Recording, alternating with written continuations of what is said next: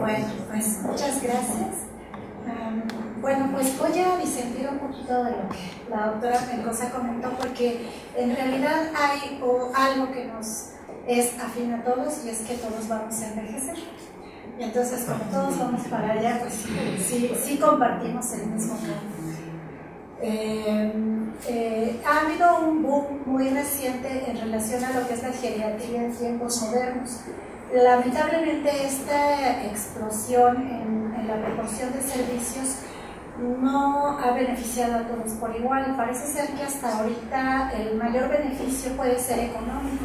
Entonces mucha gente se está dedicando a la geriatría y a tratar a este grupo de pacientes, pero muchas veces por cuestiones económicas, cuando la verdadera rehabilitación se encuentra a muy bajo costo y habitualmente está en las manos de los que nos dedicamos a estas áreas.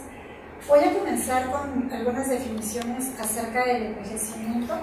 Y bueno, esta definición es de diccionario y habla de las propiedades de las cosas, de la alteración de las propiedades de las cosas producidas por el paso del tiempo. En este sentido, hasta las piedras pueden envejecer. Sin embargo, otra definición habla que es el conjunto de cambios fisiológicos y anatómicos de carácter natural provocados por el paso de los años en los seres vivos. En este contexto, entonces, ya únicamente nos referimos a las plantas y a los animales. La siguiente, y dentro de los animales, pues nos ubicamos, aunque sea jerárquicamente hasta arriba, pero parece ser que así nos ubican. Esta definición ya adquiere un enfoque un poco más biológico y habla de que el envejecimiento es un proceso continuo, universal e irreversible que determina una pérdida progresiva de la capacidad de adaptación. Entonces, si ustedes observan, en esta definición ya estamos abarcando conceptos que pueden llegar a deteriorar todo el funcionamiento de un organismo, porque hablamos de una pérdida de la capacidad de adaptación. Entonces, están hablando que hay un incremento en el cáncer de piel, porque la piel cada vez va perdiendo la defensa ante las agresiones del medio ambiente, para las cuales con anterioridad no estaba programada. Y muchos otros ejemplos podríamos poner. En algunas ocasiones los individuos mayores puede parecer que son sanos, y muchas de las funciones fisiológicas se pueden mantener a niveles normales. Entonces, si llegamos a conocer gente grande que anda trabajando, que anda realizando actividades que a veces hasta uno que tiene menos edad se sorprende de no poderlas hacer. ¿Quién de ustedes ha subido las escaleras y cuando llega así hasta arriba, ¿no? Y sube a un lado de la abuelita y llega hasta arriba? ¿O a quién le ha tocado ver a las 6 de la mañana cuando salimos al hospital que va la abuelita corriendo con su pants y su gorrita y está corriendo? ¡Ay, qué envidia! Yo tendría que estar haciendo eso. Pero sucede que en estas personas, cuando hay una exigencia mayor, son sometidas a presión o a estrés, no desarrollan esa capacidad que aparentemente nosotros envidiamos. Entonces, si asaltan a un abuelito y le roban la bolsa, no sale corriendo, ¿verdad? ¿Y nosotros qué hacemos a veces cuando nos roban? ¿No salen corriendo? Pues sí, ¿no? Después nos acordamos, ay, dejé las llaves en el carro, o vale más lo que dejé atrás que lo que se llevan por ahí. Entonces, cuando hay tensiones, el organismo joven pues tiene una reserva funcional que echa a andar en el momento en el que es necesario, y los organismos que ya están en edad avanzada suelen no tener esa reserva funcional. Entonces, la definición de envejecimiento, que habla de capacidades adaptativas y de reservas funcionales, es más útil para nuestro ámbito que las definiciones de envejecimiento en relación a otros aspectos. Hay algunas características que caracterizan al envejecimiento, entre ello, pues, que es universal. O sea, es imposible que algo, sea cosa animada o inanimada, no envejezca. Todos sufrimos el efecto del paso del tiempo. Este efecto en general es irreversible, es decir, un daño que se relaciona, una alteración que se relaciona con los efectos del paso del tiempo no se recupera, por lo menos al nivel en el que se encontraba antes. Y esta parte es importante porque ya empezamos a entrar en nuestra área. Tenemos que prevenir, hay que habilitar antes de tener que rehabilitar. El envejecimiento es heterogéneo e individual, esto es que varía de especie a especie. Y entonces parecería una incongruencia que siendo nosotros los más inteligentes en la estratificación jerárquica, una tortuga viva 200 años, por ejemplo, o un árbol pueda vivir 800. Entonces, sin embargo, dentro de las mismas especies el envejecimiento se presenta diferente. Y ya hablando propiamente de los humanos, pues hay quien envejece muy rápido y hay quien envejece más lento. Incluso dentro de los órganos de un individuo hay quien se le acaba más rápido el hígado, el corazón, el cerebro, y los que conocemos a veces a varios. El envejecimiento es intrínseco, no se debe a factores ambientales modificables. Esto es que coexistimos en los mismos ambientes y independientemente de eso hay quien envejece más rápido y quien menos. En el humano se ha dicho que la edad máxima de existencia son los 118 años en promedio. Bueno, pues yo pertenezco al INSS y me he dado un poquito la tarea de investigar algunas cosas relacionadas con el envejecimiento y cómo está accediendo a él el instituto. Esta definición, más bien la edad en la que se considera que se inicia el envejecimiento, de acuerdo a la ONU, se estableció los 60 años a nivel mundial, es decir, en cuanto cumplamos los 60 pasamos a ser ancianos. Y esto se basó en criterios como el hecho de que la expectativa de vida en el ámbito mundial son los 60 años. La edad promedio de jubilación mundial es de 60 años y la edad promedio de aparición de padecimientos geriátricos son los 60 años. Pero ¿qué sucede en nuestro México querido? Pues que recientemente se modificó la edad de los 60 años y pasó a ser de 65. Por una parte, pues está bien, ¿no? Empezamos a ser ancianos hasta los 5 años después que el resto del mundo. Eso es otro tema. Sin embargo, no es real, ¿no? Otra vez es la cuestión económica. Ahora nos jubilamos 5 años después. Y la edad de la llamada cuarta edad, que es de los 75 en adelante, se relaciona con pérdidas de la capacidad para realizar muchas actividades. Pues si antes nos jubilábamos a los 60 e íbamos a tener 15 años de jubilados para más o menos disfrutarlos, pues ahora nos jubilamos a los 65 y nos quedan 10. Siguen siendo bastante buenos, pero hay que cuidarse. Igual, el grupo de ancianos de 60 años y más en México ha ido creciendo mucho más rápido de 15 años a la fecha. Estamos hablando de que hay 7.5 millones de personas que representan el 7.3 de la población total, y el problema es que el crecimiento anual de este grupo de edad es de 3.75% al año. Si se sostiene este crecimiento, que se espera que se sostenga e incluso se incremente, en 18.7 años vamos a duplicar el tamaño de la gente de la tercera edad.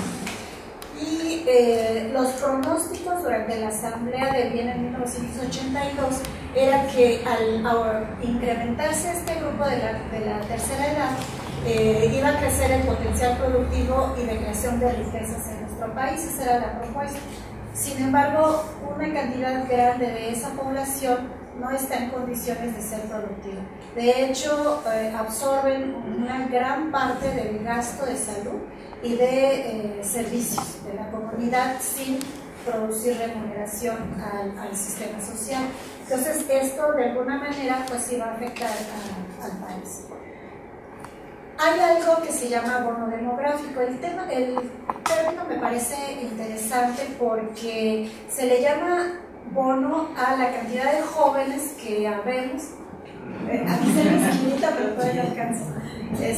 Y que estamos sosteniendo a la gente de la tercera edad, a los jubilados, a los pensionados. Entonces, esta cantidad de gente joven que trabaja para pagar esas pensiones ahorita todavía es alta. Sin embargo, con el incremento de todos los que vamos a ir sobreviviendo para llegar a esa etapa, el bono se va a ir disminuyendo y se calcula que esté absorbido para el año 2025 a 2050. Entonces, vamos a ser casi uno que trabaja por dos que están jubilados o uno que trabaja por un jubilado. Entonces, de los que están aquí, que todavía no son casados, o sea, todavía les falta su jubilado, su esposa. Entonces vayan pensando en que sí va a ser muy importante prevenir este envejecimiento.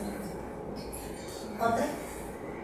Dentro del IMSS hay una unidad de investigación sobre el envejecimiento que está en el Centro Médico Nacional y tiene objetivos encaminados a proporcionar conocimientos necesarios para implantar políticas en la institución, determinar las necesidades sociales y de salud de los derechohabientes mayores de 60 años. Otro. Aquí entonces, bueno, estos datos que les acabo de proporcionar es nada más para ver cómo sí necesitamos, como personas que estamos dedicados a la rehabilitación en diferentes áreas, ver que sí es muy importante conocer acerca de lo que es el envejecimiento. No solo porque vamos a formar parte de ese grupo en algún momento, sino porque sí podemos hacer cosas desde ahorita. Esta parte también me pareció interesante porque hay una hipótesis que se denomina de Barker, y es que la experiencia del primer ambiente que experimentamos es la vida inútil. Entonces, este momento en nuestra vida juega un papel central y relevante aún antes de nacer y predetermina, según esta hipótesis, la calidad de vida que vamos a tener cuando seamos grandes. Y se ha visto entonces que los niños que tuvieron una buena gestación, con una buena alimentación materna, con una madre en buenas condiciones emocionales, físicas, de alimentación, tienen mejores hijos que aquellas que no hicieron esto, y que ese individuo cuando nace va a tener una vida productiva y va a ser más sano que otros niños. Esta parte es muy importante porque, a ver, piensen un poquito, ¿qué sucede cuando hay la transición entre lo que era la mujer que estaba en su casa cuidando a sus hijos y la mujer que ahora trabaja? De las residentes, por ejemplo, las que tienen su embarazo durante la residencia, que ya ven que es bien tranquilita y les tienen todas las consideraciones del mundo. Entonces, ese niño ya está naciendo casi adaptado al estrés, exactamente. O sea, ya nació para vivir en él.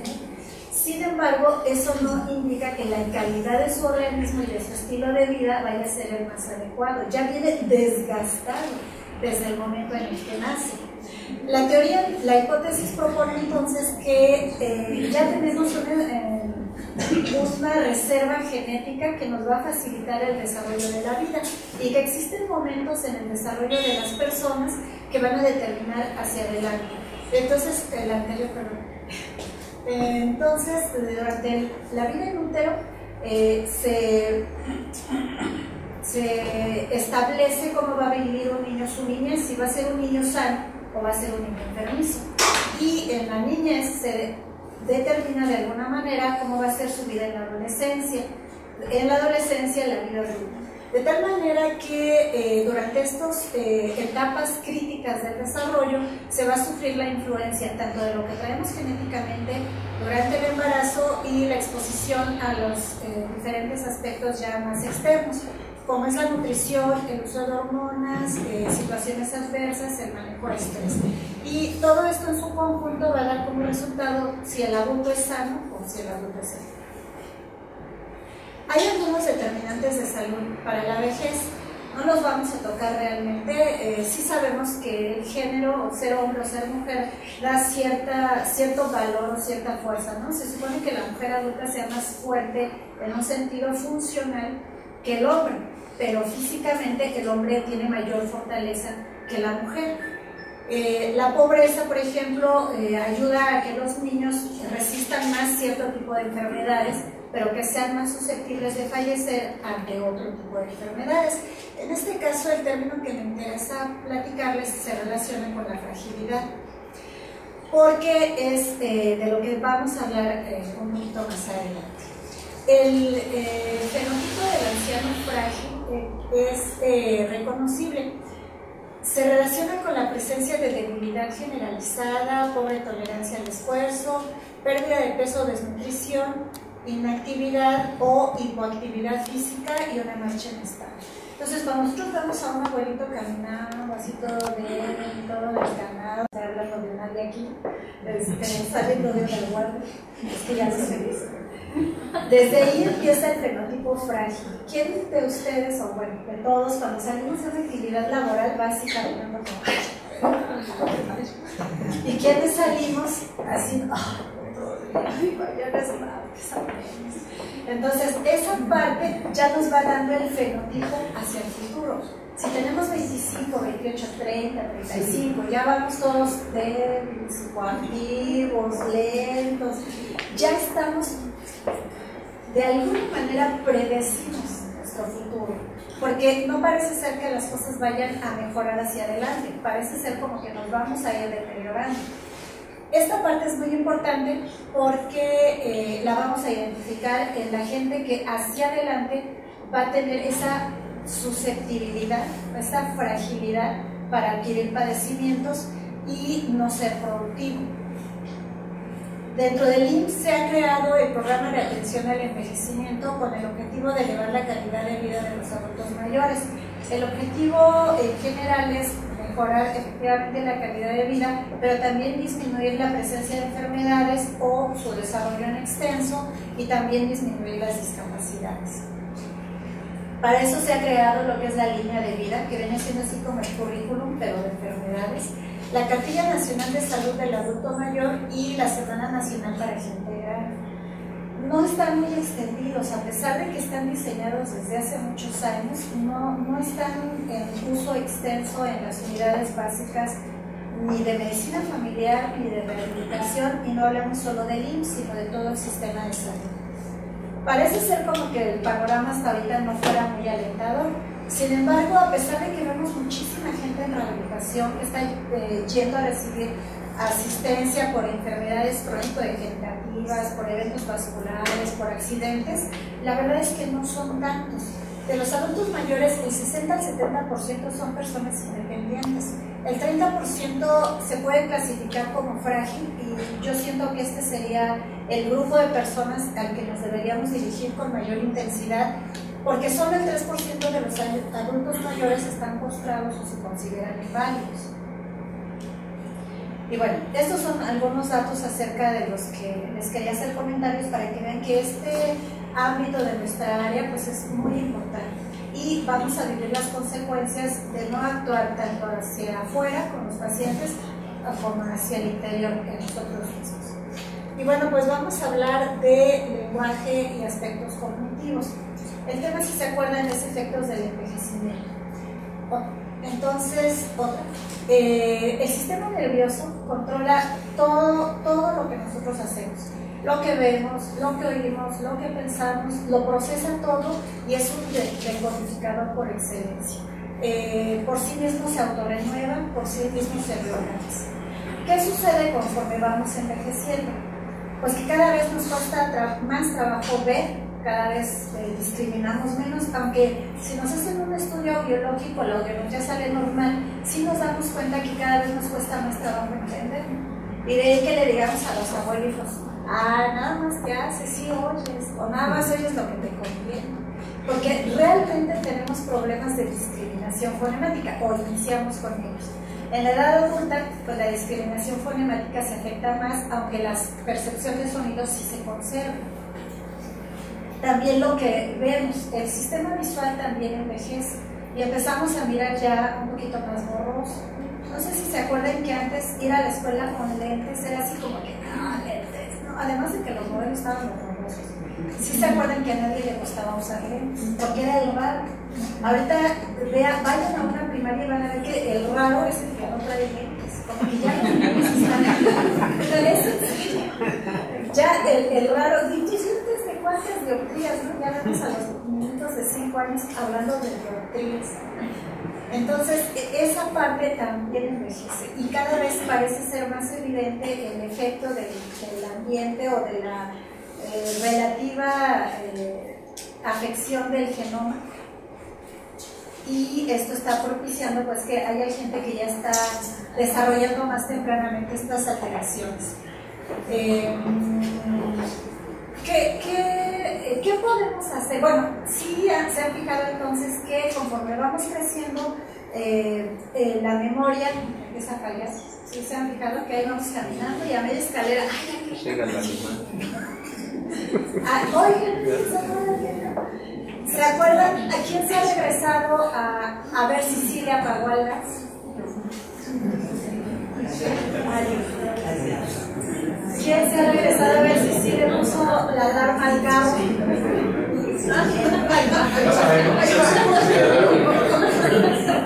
Entonces, toda esa parte que ahorita nos hace gracia cuando la gente mayor empieza a sufrir, no nos hace tanta gracia. Abuelo, otra vez ya empezó. Ya, pues ¿qué no te acuerdas? Ya te lo dije 3 veces. Pero esto es que todos vamos hacia allá. Todo el sistema va envejeciendo. Otras dos. ¿Qué sucede entonces? ¿Qué deberíamos hacer para contrarrestar los efectos del envejecimiento? ¿Qué se les ocurre? Estudiar más, ¿no?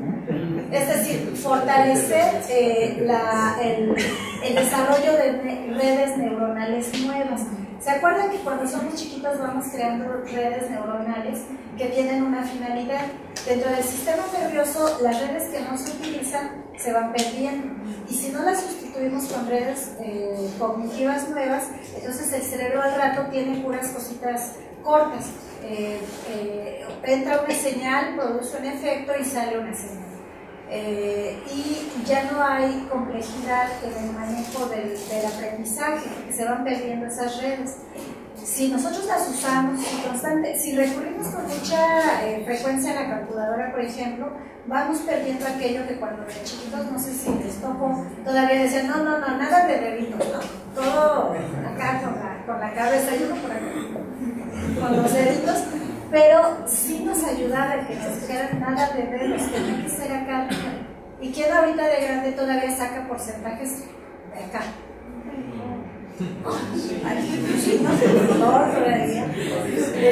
Hagan, dejen la calculadora de ladito y pónganse a hacer cuentas de acá y luego ya lo comprueban para que vean si se equivocaron o no. Pero hay que poner a trabajar el cerebro.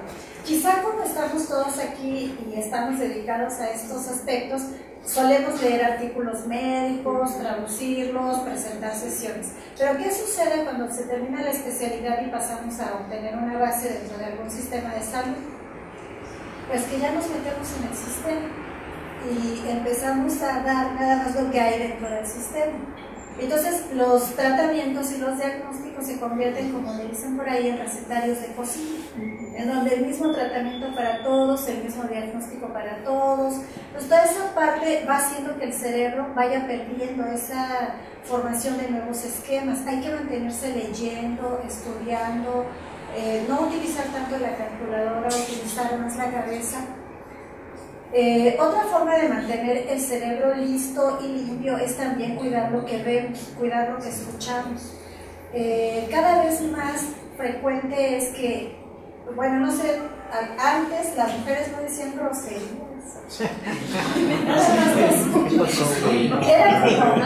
Era casi como un fenotipo lingüístico, ¿no? El hombre es grosero y la mujer se soñaba. Ahora cada mujer, el fenotipo se está compartiendo para que no se diga tan bueno, pero sí llegamos a escuchar, ¿no? Y esa parte también va a ayudar. Esa parte también va a ayudar a que el cerebro no se desarrolle, aunque no lo crean, se forman esquemas otra vez. Y entonces empezamos a llenar el cerebro de cosas que no son de utilidad. Tanto lo que entra por los ojos tenemos que cuidarlo, hay que ver, hay que estar al pendiente de lo que miramos, de lo que escuchamos, de lo que sentimos. Incluso los sentimientos, ya se ha visto, está bien comprobado que la gente que tiene la cabeza llena de cosas negativas va a ir sufriendo estrés que la va a ir deteriorando, que la va a ir empeorando. Y si no vamos saneando esa parte de los sentimientos, esa parte de la tristeza, del coraje, de los resentimientos, el cerebro se va dañando y hacia abajo el cuerpo también, ¿no? En cambio, la gente que es alegre, ¿sí la han visto? toda llena de arrugas, pero de pura risa. Se les hace aquí, pero son de risa. Y es gente, observen, es gente sana. A veces es gente que no se maquilla demasiado, no se peina tanto y siempre parece como muy iluminada. La gente andamos detrás de esa persona. Nos gusta, queremos que sea nuestra amiga, queremos que nos platique. En cambio, la otra gente, ¿qué hacemos? Ay, ahí viene fulano.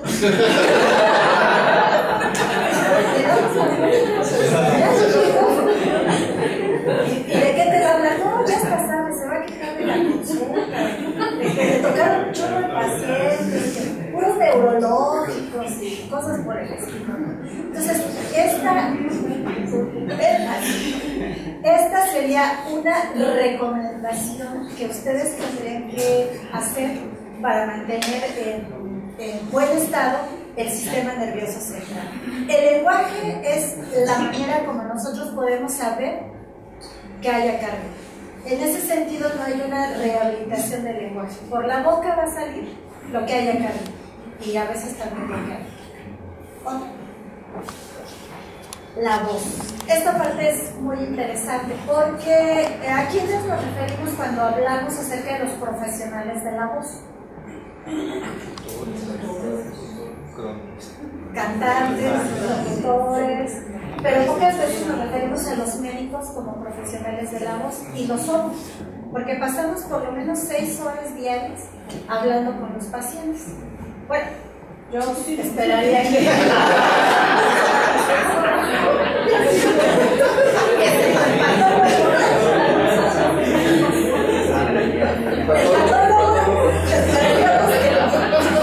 pero el resto sí la pasamos hablando con pacientes. ¿Y qué sucede conforme vamos envejeciendo? ¿Qué le pasa a la voz? Va bajando de intensidad o incluso aparece la espasmogenia del adulto mayor, que es la voz temblorosa y bajita y todo eso. La voz se gasta, las cuerdas vocales son músculos que si no se atienden adecuadamente pues van a hipotrofiarse, van a tener hipotonía y entonces la voz baja. Entonces también hay que darles mantenimiento. ¿Cuáles son? Por sí solo el organismo entonces va a ir envejeciendo, se va a ir cansando como músculo que es, pero ¿qué es lo que no nos ayuda a darle un buen mantenimiento a esas cuerdas vocales? Acá afuera, la contaminación y ya voluntariamente el cigarro.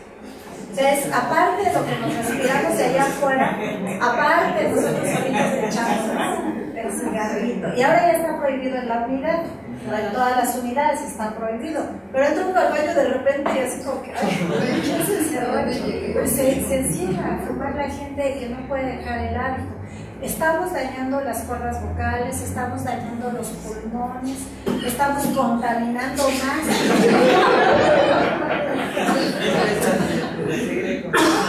Entonces, bueno, hay que cuidar las cuerdas vocales. Ahora, ¿cuál es el sustrato fisiológico de la voz? Los pulmones, el aire que contienen los pulmones. Es muy sencillito captar esta idea. A la gente cuando se han fijado cuando les dan un golpe en el abdomen, le sacan del aire, no hay voz. Entonces, ¿quién nos da la voz? El aire que respiramos. Si el aire que respiramos está contenido en buena cantidad dentro de nuestros pulmones, entonces la intensidad de la voz se va a sostener, se va a mantener. Pero si el aire que respiramos no está en la cantidad adecuada, entonces la voz va a tender a bajar. El mecanismo habitual de la gente que no nos consideramos profesionales de la voz es apretar el cuello para sacar la mayor cantidad de aire que hay acá. Y solemos respirar muy superficial, obsérvenlo, incluso ahorita que están tranquilos, vean cómo es una respiración muy chiquita. ¿Qué sucede cuando alguien suspira, por ejemplo?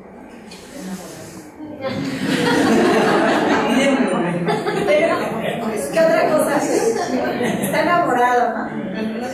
Está enamorado. Ay, estás enamorado porque suspiraste muy hondo. Estamos tan poco acostumbrados a respirar profundo que hasta nos parece raro. Pero lo normal sería que suspiráramos 3 veces cada minuto. Eso tendremos que pasar por esa respiración profunda segunda es la que nos daría la cantidad de aire suficiente para expandir los pulmones hasta el borde.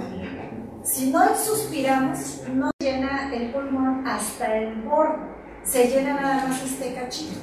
¿Qué sucede con un tejido que está hecho para ser elástico, que no es elástico todo el tiempo? Pierde la elasticidad. Entonces el pulmón cada vez nos va a ir perdiendo elasticidad conforme vayamos creciendo. Y por eso las escaleras que antes no nos hacían nada, ahora sí ya nos hacen, ¿verdad? Llegamos arriba y ¿cómo estás? Consulta, ahorita regreso, sí, lo bostezar. Pero el bostezo es hacia afuera. Pero digo, bostezar, no. Dicen los que saben que el bostezo es una señal de que el cerebro se está queriendo dormir, que bosteza y por eso se despierta, se supone, eso dicen los que saben, y también se supone que sea contagioso, que vas a bostezar a otro y que tú también bostezas, porque se supone que te acuerdas que tú también estás cansado, pero no se relacionaría tanto con eso. Entonces, bueno, ¿cómo prevenir el envejecimiento y la pérdida de elasticidad de nuestro pulmón? Respirando, por lo menos. Recuerden que estén en donde estén, suspiren o respiren hondo, por lo menos una vez cada día. Y ya de ahí, si se van acostumbrando, traten de recordar. Otro mecanismo a través del cual nosotros vamos a ayudar a nuestra voz es no utilizando la musculatura cervical. Otra vez, ¿qué sucede con los cantantes cuando cantan? Se apoyan en la musculatura abdominal, ¿no? Se dice por ahí que cantan con el estómago. Realmente se refieren al apoyo muscular sobre el diafragma para emitir la voz cansándose menos. ¿Qué sucede con los que no somos cantantes y que estamos bien contentos porque ganó México? ¿Sí? Sí. ¿Y qué hacen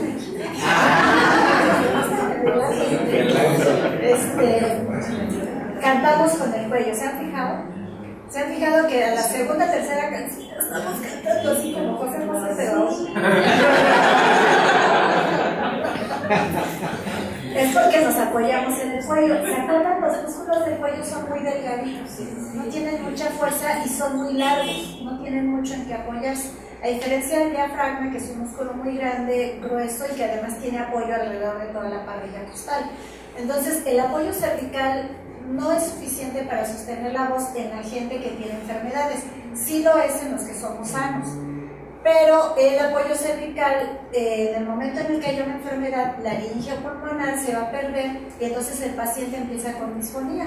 Y llegan a la consulta y nos dicen, pues es que yo siempre hablé así, es que yo siempre respiré así, ¿por qué ahorita?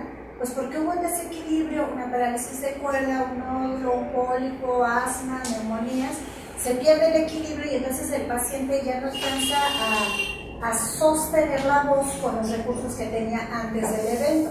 Y esto sí se puede presentar de manera súbita.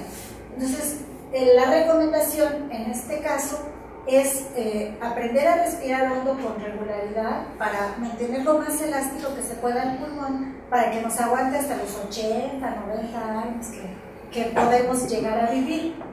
Las cuerdas vocales también hay que darle mantenimiento, no hay que meterle cosas raras. Dije cigarro por decirla menos, pero ya ven que hay otras. Hay que aprender a utilizar la musculatura abdominal a la hora que respiramos. Hay que aprender a relajar el cuello. ¿Sí se han fijado que incluso a veces cuando estamos muy enojados ni la voz nos sale? ¿Y qué dice la gente? Es que hasta me trabo. Aprietan el cuello, ni la voz me sale, pero es por eso, que el apoyo está acá. A ver quién se enoja y aprieta el estómago. Casi no. Eso no se les notaría y no se les iría la voz.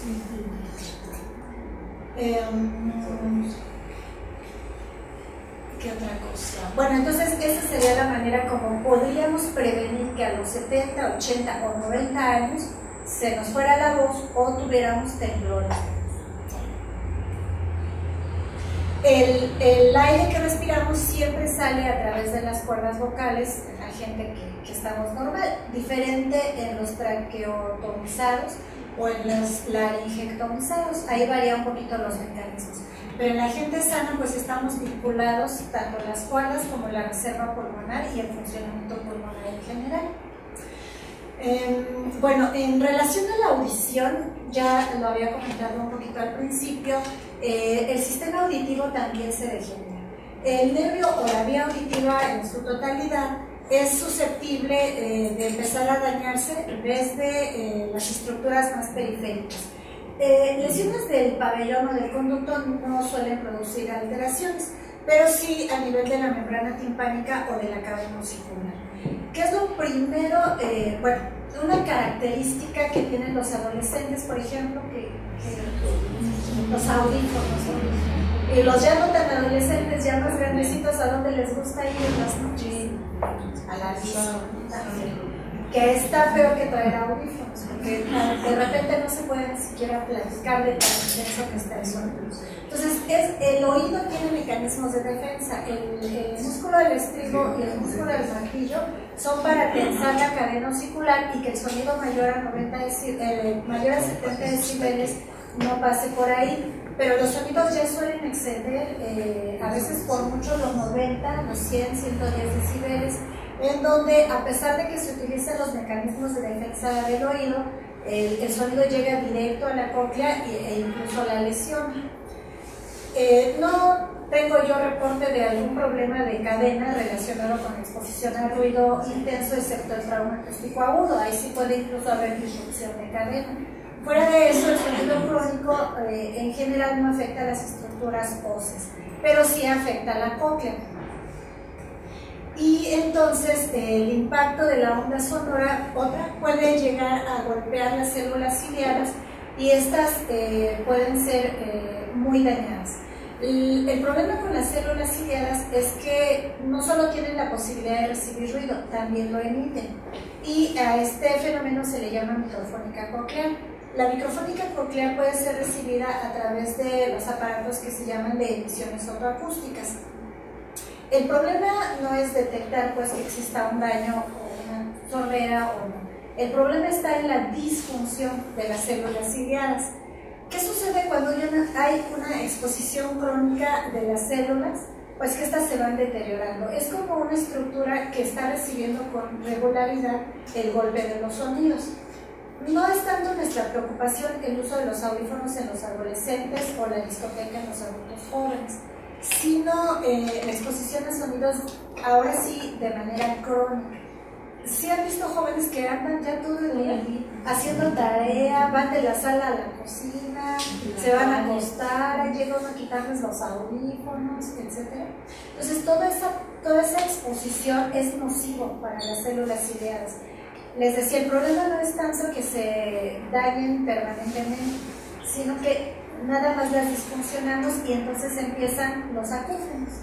Y los acúfenos es un trastorno que de verdad es muy molesto, ¿no? Lo trae uno todo el día y lo está escuchando. Sí le afecta a algunas personas la discriminación fonemática y cuando se deterioran las células sí hay una pérdida auditiva. Entonces, aparte de que no escucho bien, tengo el ruidero ahí en las orejas que aparte no me deja entender. Y pues de alguna forma no hay mucho tratamiento para eso. Entonces, ¿cuál sería una de las...? Bueno, la vía auditiva, les decía entonces, desde la parte periférica hasta la parte central, más adelante hay otra. A ver, sí, otras dos, por favor. En su trayecto hasta el sistema nervioso central también puede sufrir alteraciones. Y el nervio auditivo como tal es muy sensible a las variaciones de la tasa de glucosa sérica. Entonces sí puede haber una neuropatía del octavo nervio craneal relacionado con la diabetes, por ejemplo. La vía como tal también es muy sensible a los cambios de perfusión, a los niveles de oxígeno. De tal forma que sí puede haber degeneración en diferentes áreas de la vía auditiva en pacientes hipertensos, y eso por hablar solo de las crónico-degenerativas más frecuentes en nuestro medio. Entonces, el sonido puede viajar desde el oído al cerebro, pero puede llegar siendo de mala calidad. Y entonces, pues es como una especie de falso contacto que hay entre nuestro oído y nuestro cerebro. Entonces empezamos a percibir y a diferenciar con dificultad los sonidos. ¿Cuál sería entonces la forma de darle mantenimiento a nuestro sistema auditivo y de no permitir que envejezca o se degenere tan rápido? La exposición crónica. ¿La qué? La exposición crónica, ¿no? Ajá, o sea, no utilizar los audífonos, ¿no? Tan fuerte, porque sí se puede usar audífonos. El oído está hecho para escuchar, para eso se hizo, pero no tiene mecanismos de defensa para sonidos mayores a entre 70 y 90 decibeles dependiendo de la persona. Entonces, limitar la exposición a los ambientes ruidosos sería una forma de prevenir y de llegar a, ¿cómo le dicen a los abuelitos que dicen súper bien? ¿Oído de qué?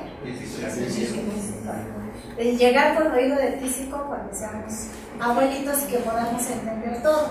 ¿Cuál sería otra forma? En gente que ya tuviera problemas de diabetes o hipertensión, lo que se puede hacer es tener bien controladas esas enfermedades, ¿no? Tomar los medicamentos, llevar la dieta, tener una vida sana, sin estrés, para que no solo el oído, sino muchas otras partes de nuestro cuerpo nos puedan seguir siendo de utilidad y no tener que estar haciendo cosas para mejorar la audición, para disminuir el acúfeno. Esta era la de hace rato. Otra. Hay una parte muy interesante dentro de lo que es el IN y que son programas para evitar las caídas en los adultos mayores. Un poquito menos del 30% de las caídas se da en personas de la tercera edad y de la cuarta edad en adelante, y sucede lo que seguramente llega con ustedes, que son fracturas a diferentes niveles, ¿no? La fractura de coles, la fractura de cadera, que yo me consolaba mucho porque yo creía que los gorditos se fracturaban más. En general creo que sí es, ¿no? Pero la de cadera en particular es menos en gente robusta que los que somos flacos, porque se supone que no tenemos el colchoncito brazo y si nos caemos, adiós cadera. Bueno, si tenemos 4 ortopedistas, a lo mejor nos cobra menos caro, y como somos rehabilitadores, pues bastante suerte la rehabilitación. A ver, otra por favor. Pero sí es muy importante entonces el funcionamiento de los órganos relacionados con el equilibrio. En particular en el oído tenemos la parte que es el laberinto posterior o la parte vestibular del oído, que es la que está íntimamente relacionada con el equilibrio. Desde luego, para integrarlo pues se requiere la estructura ósea, la parte muscular, una buena coordinación del cerebelo, que veamos bien, y coordinando todas estas funciones pues está el oído. Dentro del oído está lo que se llaman las otoconias, en las estructuras maculares, y entonces vamos a pensar en el oído como dos resortes. Este oído nos jala para acá y este oído nos jala para acá. Como los dos jalan igual, ¿en dónde estamos? Pues en el centro, ¿no? Conservamos el equilibrio. ¿Qué sucede si un oído no funciona bien? ¿Qué pasa con el otro? Nos jala más fuerte. ¿Y entonces qué pasa con la persona?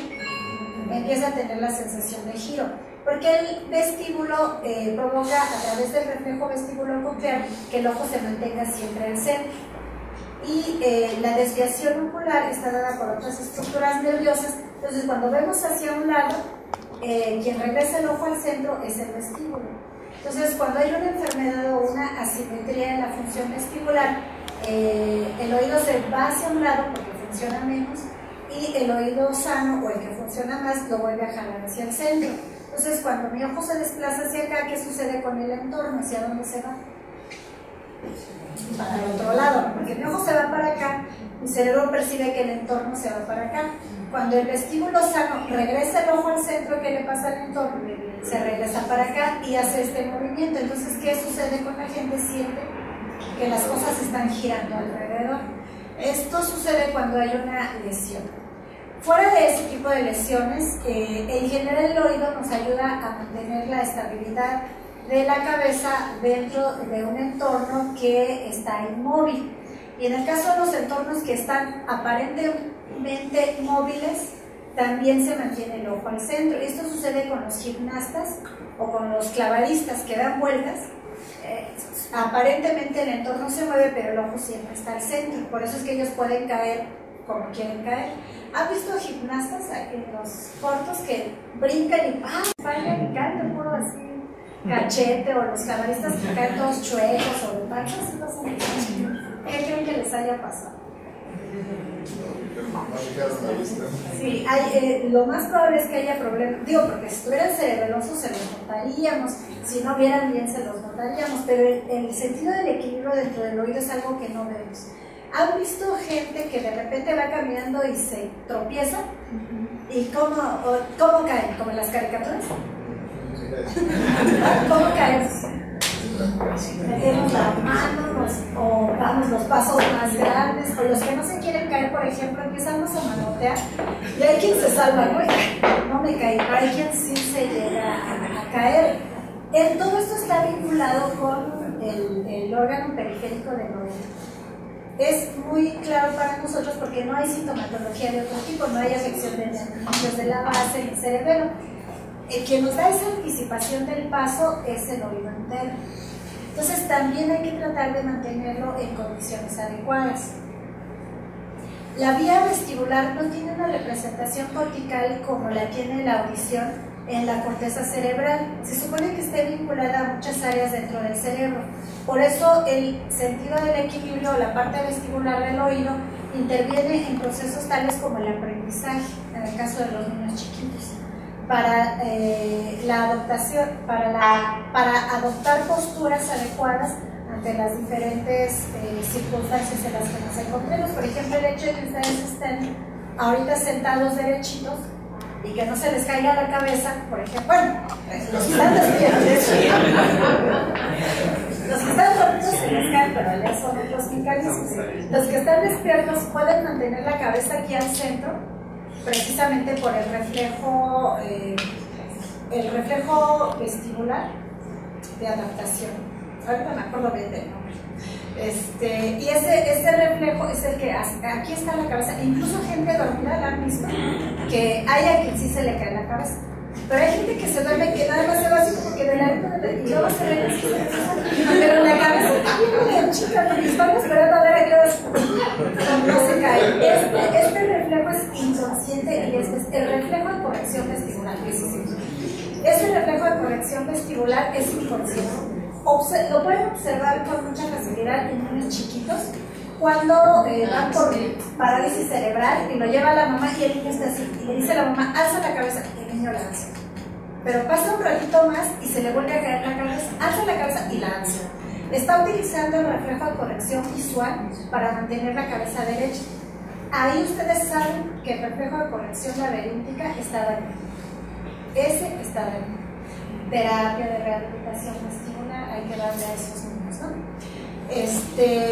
A ver, ya estamos por terminar, creo que sí es el tiempo, ¿verdad?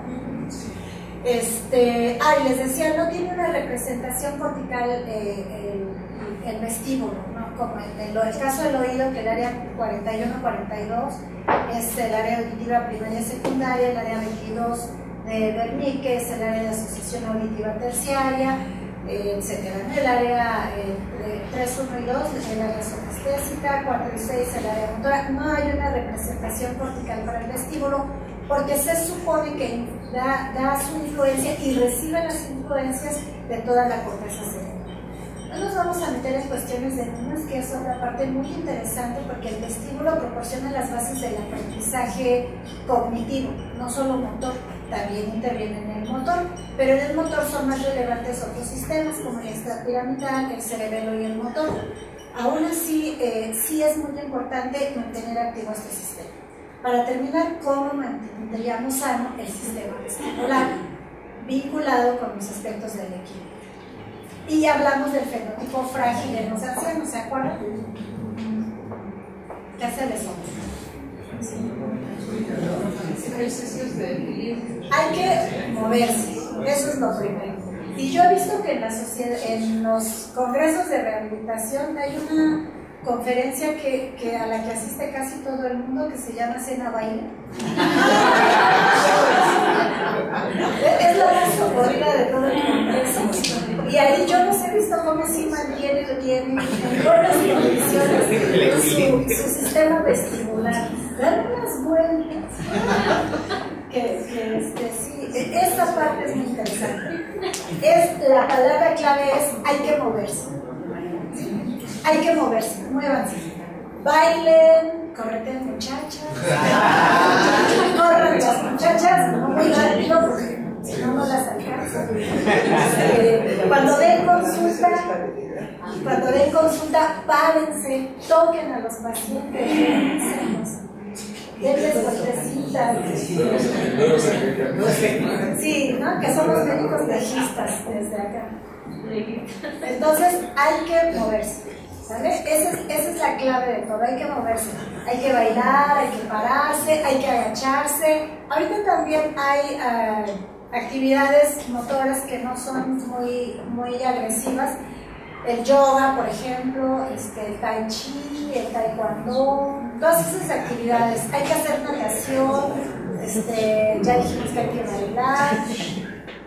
Todo eso, si lo hacemos ahorita, cuando sean grandes se va a convertir en un hábito, pero les va a ir dando, y lo sabemos todos, condicionamiento cardiovascular, condicionamiento físico. En el caso de las mujeres, sí hay que tener una vida sana desde la mayor temprana edad que se pueda, porque nosotros adolecemos de la osteoporosis, de la que no adolecen tanto los hombres. Bailando, manteniendo un peso adecuado, prevenimos la osteoporosis, que es el gran enemigo del equilibrio. En un mal paso de los